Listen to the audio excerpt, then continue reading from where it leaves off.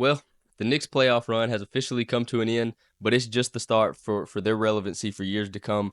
For their fans, it's a sad but hopeful time. For their haters, it's a happy but skeptical time. And for people like me who are not fans or not haters and just kind of enjoy the moment, we enjoyed everything we could while it lasted, and we look forward to the bright future that's ahead for this New York Knicks squad. But regardless of whether you're a fan or whether you're a hater, we all knew that this time would come eventually. Deep down, we knew this team had a ceiling, and we knew there was only so much they were going to be able to do in these playoffs just because of the way their roster was constructed and the way some of the injuries were starting to happen. But as the games kept playing out, we had to start to question these things because of how they rose to the occasion each and every time they needed to. Before obviously it got to that game seven, it was in a point early on when they went up 2-0 on the Pacers where it was like, man, are they going to sweep the Pacers, and then can they play with the Celtics? Like, can this team make it to the finals? We had to legitimately start asking ourselves these questions, and obviously the fans were delusional and thought they could go that far. Most of the fans, I shouldn't say all of them, and then obviously you had the haters that were saying no, they're not even going to win this Pacers series. But I was just kind of in between, like trying to make sense of what was happening. And in all honesty, not to take anything away from the Pacers, but if OG doesn't go down with that injury, that hamstring injury in this series, I believe the Knicks are still playing and are in the conference finals. And there's no way to predict and no way to tell what could have happened when you went up against the Celtics. But I say all that about OG, but I could also say that if Embiid was 100% or even close to it, that the Knicks don't even make it out of the first round. So that's the weird and the unique thing about this run that they have been on, is that depending on the perspective you look at it and the viewpoint you look at this team, you could tell two totally different and totally contradicting stories. On the skeptical side, if I want to be more negative towards it, I could say Embiid wasn't healthy. There were some blatant missed calls at the before that DiVincenzo game winner. That was a huge turning point in that series.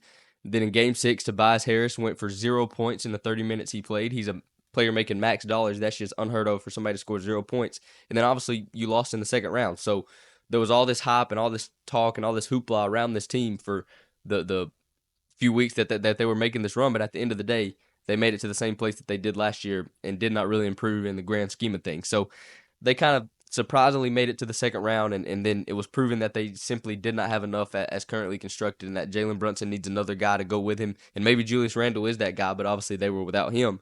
But speaking of that, and on the flip side of that, if I wanted to be hopeful and kind of positive and kind of look at things from a next year and a bright future type of viewpoint, I could say that they did this without their second best player in Julius Randle.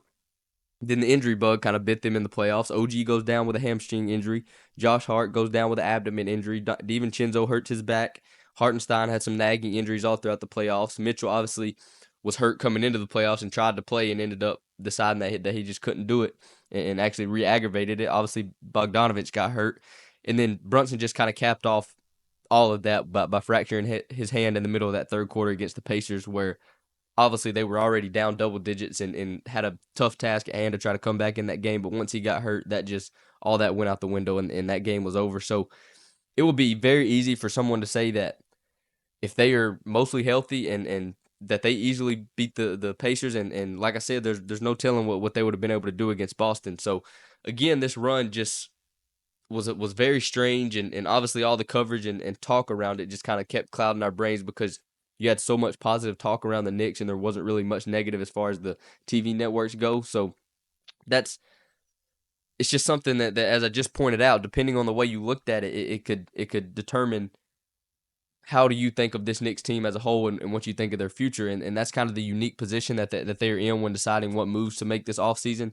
They obviously have to choose between running it back and re-signing all their free agents and keeping the roster mostly the same and then just kind of hoping for health at the end of the season and throughout the season, or they could go star hunting in the open market with all the open cap space they have in free agency, or they could try to trade some of their assets to bring in a star to pair alongside Brunson.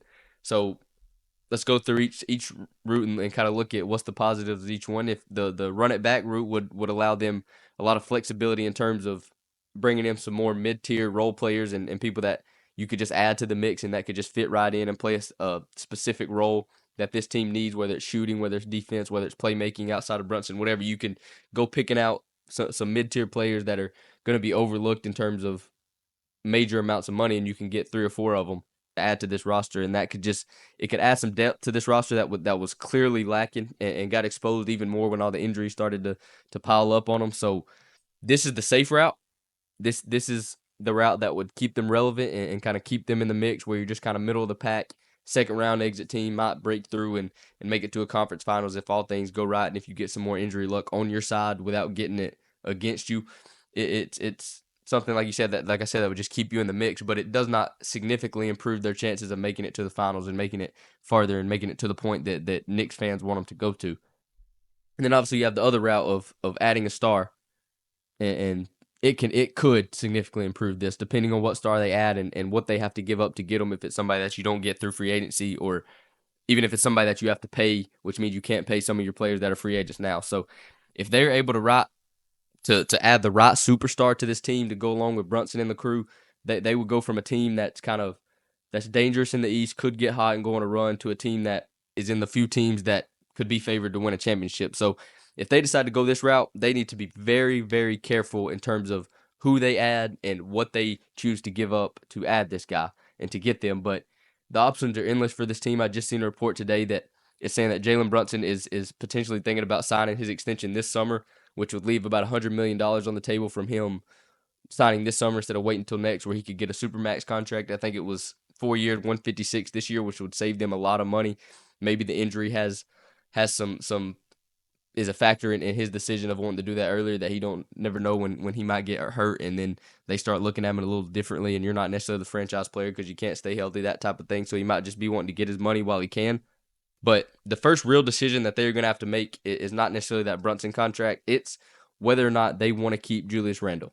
Once they answer this question, they can really get to work this offseason and start looking at their options and start weighing all the options and decide what they want to do. But to me, they have a core group that I would not want to touch, because they are the ones that create the culture. They're the ones that give this team the personality, and they're the ones that make Knicks basketball what it was this season.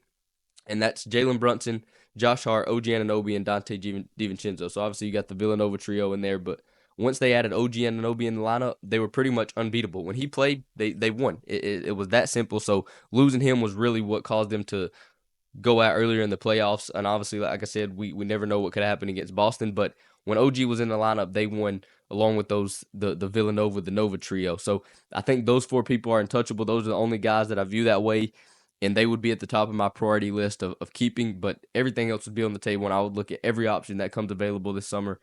So because of what they showed this season, the flexibility that they have with the cap space, the assets they have, and the fact that they are the New York Knicks.